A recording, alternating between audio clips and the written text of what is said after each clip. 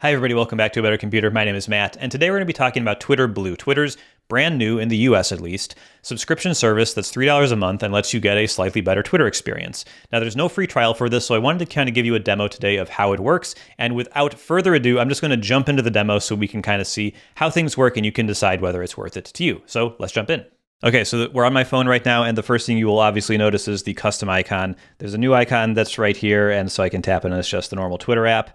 In the sidebar, I'm going to go to Twitter Blue, and then there's an option for app icon here. I'm just going to go into it, and then I can choose any of these icons. There's some seasonal ones at the bottom. I assume we'll have new ones in December for the holidays then. But yeah, you can choose from a bunch of different colors. I'm just using the black one. I could change it to orange or whatever. I'll use one of the seasonal ones for fun today. How about? I kind of like this one. So there we go. Go to my home screen, and there it is, the new icon. So that's one thing, the app icon.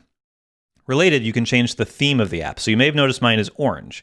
And so you can change the theme of the app here to any of these different colors. Blue is the default, but I can also do green, purple, red, yellow. Yellow is kind of weird. Like, I don't actually know why this one exists. Like, these are really hard to read the text here. That's kind of annoying. So I like to use orange. I think it's contrasty and is a little different from what I'm used to. So that's what I'm using for my theme. You can set that and it will work on your device. Another thing that this gives you the ability to do, which is a little more functional, is the ability to control the navigation at the bottom of the app. So you may have noticed that Twitter rolled out Spaces, which is at the bottom middle, and you may not use their Spaces feature. So if we go to custom navigation, you can control what shows up in the bottom navigation. I only have these four things, but I could add the Explore button, I could add Spaces. If I try to add another one, it'll tell me I can't because I can only have 6 in the bottom. But I don't actually want either of those. I just want those to be there. Can I drag them around? I can drag them around, so I can actually arrange them however I want in the bottom. So that's all cool. I can save it, and then that's just what it's going to be. Obviously, I don't lose access to those features I don't put in the bottom navigation. They still live over here in the sidebar. So I can still access Explore, Spaces, Lists, like all that is still here. So that's nice to have. Just a little extra control over the app is welcome, in my opinion. Now, if I go back to my main timeline, I see a thread here, right? And so I say show this thread, and there we go. It's only 2 tweets, but it'll be good enough for this demo. And so sometimes it's a little annoying to read Twitter threads on Twitter because there's just a lot of noise. And you can see this button down here to view thread in Reader. There's also a book icon at the top right. And if I tap that, it basically makes it more readable. It takes away basically all the Twitter stuff, all the Twitter UI, and just kind of shows the images, the links, like all that'll show up here, and just makes it a little easier to read. So that's kind of cool. Sometimes it's a little annoying because if I want to like one of these tweets, I have to get out of Reader View, find it again in my timeline, and then like it there or whatever. A little annoying, but not the end of the world. Hopefully something they can continue to iterate on a little bit in the future, but it's a welcome change for sure. Now, one of the big things that you can do with this, and the big thing they're really touting, is undo tweet. And how this works basically is you can see there's a whole bunch of different types of tweets you can send, and you can turn on which ones you want the option to undo them. And there's a timing you can say for how long you want it to wait. I have it set to 10 seconds. But basically what this will do is if I go and say this is a tweet, right, and hit, let's see, I'll add a photo as well. We'll add like this one, add tweet.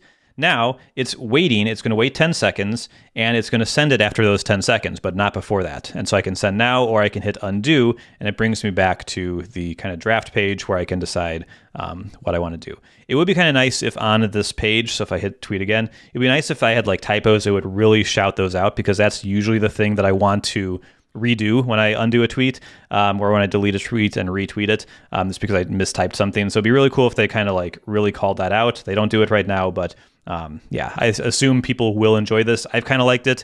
I turned it off for replies because it kind of slows me down when I'm just replying to people on Twitter, but I like it for those original tweets. Now, we're getting close to the end here. 2 things left. You may have noticed on this article here, tweeted by Maddie Myers, that this is ad-free with Twitter Blue. And so Polygon has ads on it, of course. But if I click on it, or tap on it, I'm going to see the website with no ads. So it's just the content, it's just Polygon stuff, and there's no ads here, which is great. Like, that's nice. So that's really just convenient, in my opinion. If we switch on over to the desktop here, you can see here's a Verge article that has kind of the same deal. If I click on this, I'm going to see it on The Verge with no ads. I have no ad blockers running or anything. And it's just, here's the article. And it's just all the things, and it looks great. Right? For comparison, here's what the article looks like with ads. So this is an Edge without an ad blocker, and you can see an ad at the top, an ad there. There's another one here that actually sticks around. Not the end of the world, but there's some just stuff here. There's like all this sponsored content that's always garbage, and there's another one down here. But you just don't have to deal with that when you click links from Twitter. Just nice if you want to see some of these articles without ads. It does not circumvent paywalls. So if you get like a paywall to like New York Times or something and you can't read the article, it doesn't do anything with that. It just removes ads on select websites, and they'll all be marked with that thing kind of in your timeline when they're showing the link.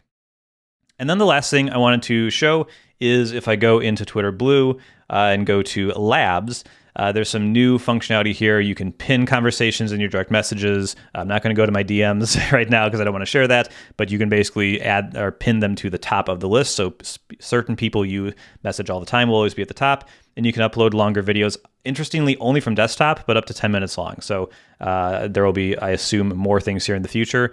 But that's kind of what you get with Twitter Blue on mobile. Let's take a look at it on desktop to get an idea for what you get there.